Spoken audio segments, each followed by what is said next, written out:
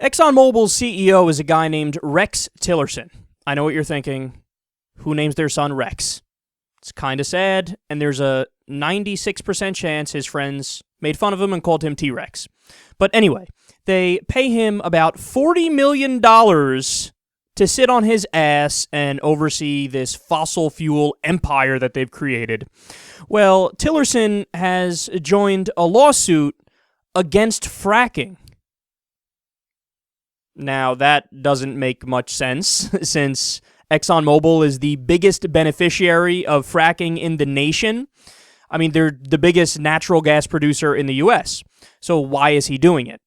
Quote, to block the construction of a 160-foot water tower next to his and his wife's Texas home. Oh, I see what's going on here. Quote, the tower would supply water to a nearby fracking site, and the plaintiffs argue the project would cause a noise nuisance and traffic hazards. Oh, is it gonna be a little too loud for the mega rich CEO by his house? Are you gonna be okay?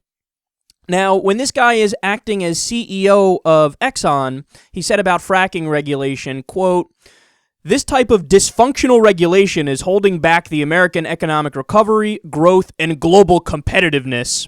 Natural gas production is an old technology just being applied, integrated with some new technologies, so the risks are very manageable. So when it's his property that may or may not, by the way, be affected, he's against it 100%. He joins a lawsuit against it. But if it's your property, he doesn't give a fuck, and he says it's a no-brainer, and of course we should do it. And his concern isn't even the process of fracking. Isn't that amazing? Like, this isn't even a legitimate concern. I actually even disagree with him on this.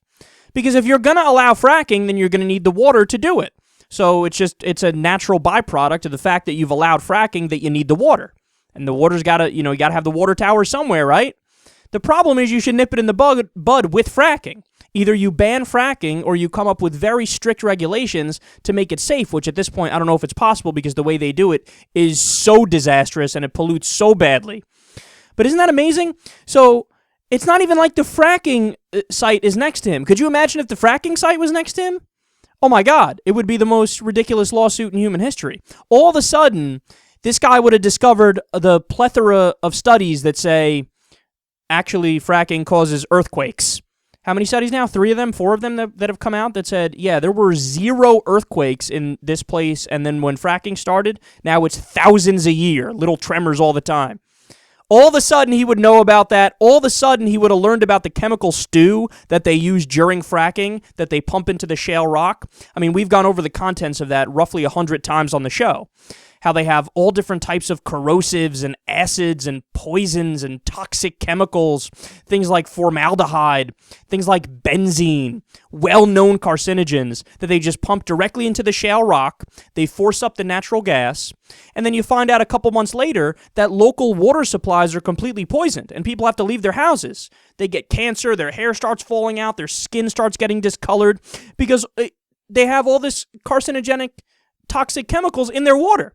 You've seen the videos, they're all over YouTube. People lighting their faucet water on fire. That's from fracking.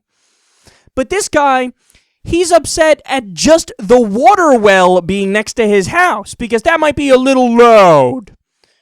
Isn't it amazing? I don't know what it is, but for whatever reason, rich people lose the ability to sense their own hypocrisy. It's like they're not capable. Their brain, it's like part of their brain is walled off where they're not able to admit hypocrisy. Like, to him, it's just like, no, of course, if it's by my house, I don't want it, and it shouldn't be allowed. But if it's by your house, yes, it should be shoved down your throat. How stupid is that? Isn't that, like, just flat out idiotic? Doesn't that make it very likely that this guy, Rex Tillerson, has a low IQ? That he doesn't get shit. He doesn't connect dots. He's not able to put himself in other people's shoes.